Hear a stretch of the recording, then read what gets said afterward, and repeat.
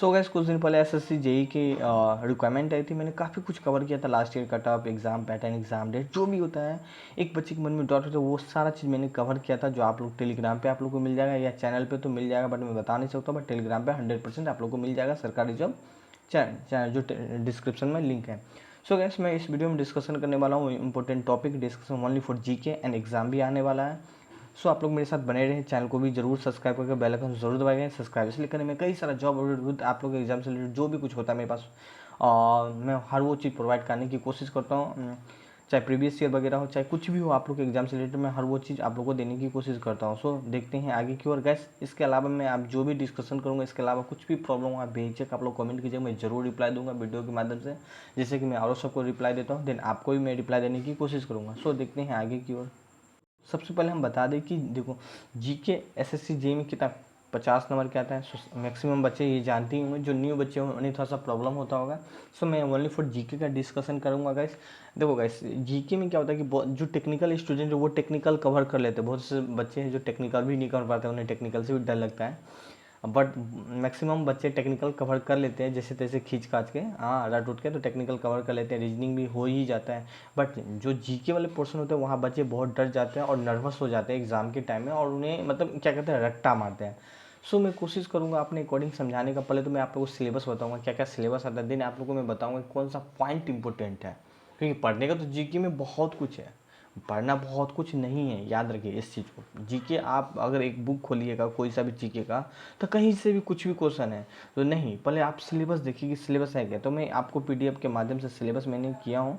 सो यहाँ पे आप लोग देख सकते हैं, ये आपका सिलेबस है, जो यहाँ पे आप अपने पहले आप सिलेबस देखिए, देन मैं आप लोग को बताने की कोशिश करूँगा। अगर आप ये सिलेबस चाहते हैं तो मैं टेलीग्राम पे भी अपलोड कर दूँगा, बस आप लोग मुझे कमेंट कर देना।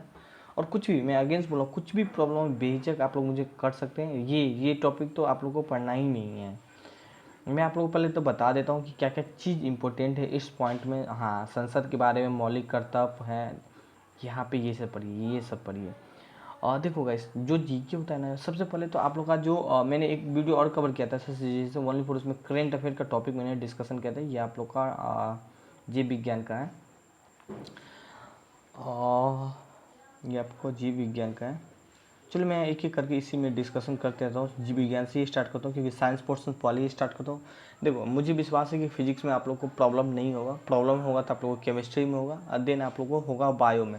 तो बायो में देखो पढ़ना बहुत कुछ होता है, तो उन्हें छांटना होता है सबसे पहले। उनको क्या कहता है, बहुत कुछ को नहीं पढ़ना है। अगर आपके पास टाइम है तो आप पढ़ सकते हैं, अगर टाइम नहीं है तो सिर्फ सिलेक्टेड टॉपिक पढ़िए। सिलेक्टेड टॉपिक में डिजीज 100 में 100%, 100% बोल रहा हूँ, 90% नहीं बोल रहा हूँ, 100% जो है आपको जो भी डिजीज वगैरह, मान लीजिए एक सेट में नहीं आया तो दूसरे सेट में 100% आ सकता है। जो बायोलॉजी के होता है, जो मान लीजिए बैक्टीरिया से कौन सा रोग होता है एंड जीवाणु से कौन सा रोग होता है, अभी कोविड चला है तो करेंट अफेयर के तौर पे आ सकता है, और 100% आएगा। ठीक है, तो करेंट अफेयर में भी इस टॉपिक को क्वेश्चन पूछा जाएगा, एंड देन या स्टैटिक्स में ये क्वेश्चन को लपेट लिया जाएगा, तो एक नए क्वेश्चन यहाँ से आ ही जाएगा। एंड यहाँ सबसे पहले इसके बाद क्या होता है कि आपका जो देखिए यहाँ भी रोग, बैक्टीरिया एंड प्रोटोजिया, वायरस, ठीक है। तो डिजीज आप लोग को वो टॉपिक कवर करना है। और गैस मैं आपको बताऊं तो यहाँ पे इन्वायरमेंट से एक क्वेश्चन आ जाता है, हाल का सबसे एक ही क्वेश्चन आता है, ना कि 10 क्वेश्चन आएगा, क्योंकि 50 नंबर ही होता है एंड टॉपिक 50 से भी ज़्यादा है। तो यहाँ पे एक ही क्वेश्चन आएगा, याद रखें। किसी किसी से 2 क्वेश्चन आ सकते हैं, 3 क्वेश्चन आ सकते हैं, हिस्ट्री में 4-5 क्वेश्चन आता है। और मैं हिस्ट्री का क्या, मॉडर्न पार्ट पढ़िए, मात्र गांधी जी के बाद से 1857 क्रांति के बाद से जितना भी कुछ हुआ था उसको कवर करिए, और सबसे ज़्यादा हाईलाइट वो करिए जो 1905 के बाद बंगाल जो हुआ था, 1905 के बाद बंगाल विभाजन हुआ था। और बंगाल विभाजन टाइम कौन सा गवर्नर था वो आप लोग मुझे कमेंट करेंगे, आप लोग थोड़ा भी पढ़ें तो उसके बाद से सारा पॉइंट को हाईलाइट करके पढ़िए। और पढ़ना ये नहीं है बस, जब मान लीजिए जैसे सपोज डेट मान लीजिए गांधी जी, तो गांधी जी के बारे में 10 लाइन पढ़ लीजिए, मतलब गांधी जी कहाँ से आए थे, कहाँ पे थे, कौन कौन सा उन्होंने आंदोलन किया था, सबसे पहले कहाँ से आंदोलन किया था, सबसे पहले उन्होंने कहाँ से शुरुआत किया, उनका एजुकेशन क्या है। सो ये सब पढ़िए। फिर मान लीजिए रविन्द्रनाथ टैगोर, तो रविन्द्रनाथ टैगोर के बारे में पढ़ लीजिए, कहाँ से, तो बिहार से, मतलब उसके बारे में 5 लाइन पढ़ लीजिए। और आप जो भी है मतलब भारत के राष्ट्रपति प्रथम क्या, तो ये सारा कुछ बेसिक आता है, एकदम हाई डीप में नहीं आता। डीप में उसको आता है जो BPSC and UPSC and PCS के एग्जाम लेते हैं उसको। एसएससी जेई क्वेश्चन हमेशा सिर्फ ऊपर ओवरव्यू लेता है। ओवरव्यू का मतलब ये नहीं कि सिर्फ आप ऊपर पढ़ के चल जाना है, तो ऐसा नहीं, मतलब पढ़ना है। जैसे आपसे हम पूछे गांधी जी क्या है, तो गांधी जी के बारे में आप लोग को आइडिया होना चाहिए। 10 लाइन एटलीस्ट आप बोल ही सके उसके बारे में। फिर अगर हम आपसे पूछे राजेंद्र प्रसाद के बारे में, तो राजेंद्र प्रसाद के बारे में आप लोगों के पास 10 लाइन कम से कम वर्ड बोल ही सकते, किस किस से सुभाष चंद्र बोस, कौन कौन सा संगठन था। सो ये आप लोग कर सकते हैं। 1905 के बाद जो हुआ था ना, वहीं से मैक्सिमम क्वेश्चन आता है, और आपको विश्वास नहीं था आप प्रीवियस ईयर देखें, 10 ईयर पलटा में यहाँ पे देखें, प्राचीन हिस्ट्री से क्वेश्चन ज़्यादा एक क्वेश्चन या 2 क्वेश्चन, मतलब नहीं के बराबर समझ लीजिए, उससे बहुत ही कम आता है। उन्हें आप फिर भी एक बार पढ़ लेंगे, जैसे चंद्रगुप्त मौर्य, उसमें भी चंद्रगुप्त मौर्य पढ़ना है, मौर्य काल, एंड आपको को मौर्य काल पढ़ लेना है। फिर इसके बाद देखो क्या होता है कि इसमें जो है उसको भी कई पार्ट में डिवाइडेड किया है। गैस मैं आपको बताऊं तो, आपको समझाने की कोशिश करूं तो, अगर हम आपको करें तो यहाँ पे सबसे पहले हम बात करें तो यहाँ पे ऋग वेद, और जो ऋग वैदिक काल था, जो उत्तर वैदिक काल में बोला जाता है, और पूर्व वैदिक काल जो है, उस दोनों को आप लोगों को छांटना है। आप लोगों को जो पढ़ना है बेसिकली क्या क्या पढ़ना है, एक ओवरव्यू के रूप में उसको आप देखना है, एक ओवरव्यू, ताकि आप लोग एक बार अच्छा से पढ़ने का मतलब ये नहीं कि एक बार पढ़ लिया और माइंड में कहीं और कुछ और चल रहा है, तो उस चीज़ को नहीं फॉलो करना है। फॉलो उससे करना है जो रिलैक्स हो, एंड रिलैक्स करके आप उस चीज़ को पढ़ पाएँ।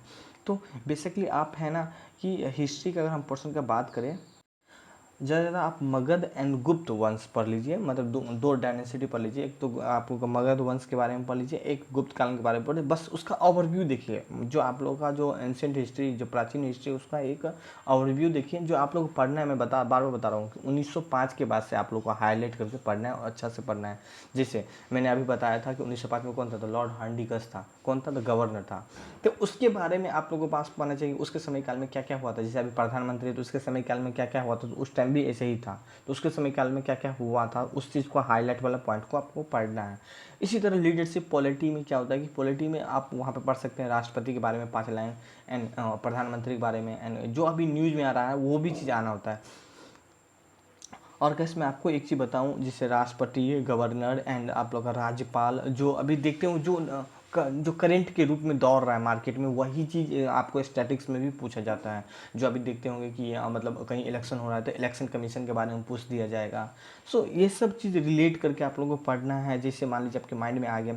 इसी तरह फिजिक्स था, तो मुझे ख्याल से फिजिक्स तो आप लोग कर पाएंगे, मुझे नहीं लगता कि फिजिक्स में समझाना पड़ेगा, क्योंकि ऑलरेडी आप इंजीनियरिंग बैकग्राउंड से, तो फिजिक्स आप कोई भी सा भी टॉपिक कर सकते हैं। बायोलॉजी में बता दिया, डिजीज़ पढ़ लीजिए, एंड इसमें सारा है। अगर आप मुझे बोलिएगा, एंड इसमें यहाँ पे हम बोले तो यहाँ पे आप लोग पढ़ सकते हैं। अगर हम यहाँ पे बात करें तो जो कुछ फार्मूला वगैरह है वो आता है। हालांकि केमिस्ट्री में अगर मैं बात करूँ, आप लोग को जो गैस है, या मतलब जो आप लोग देखते हैं कौन सा फ्रूट खाने से क्या क्या मिलता है, विटामिन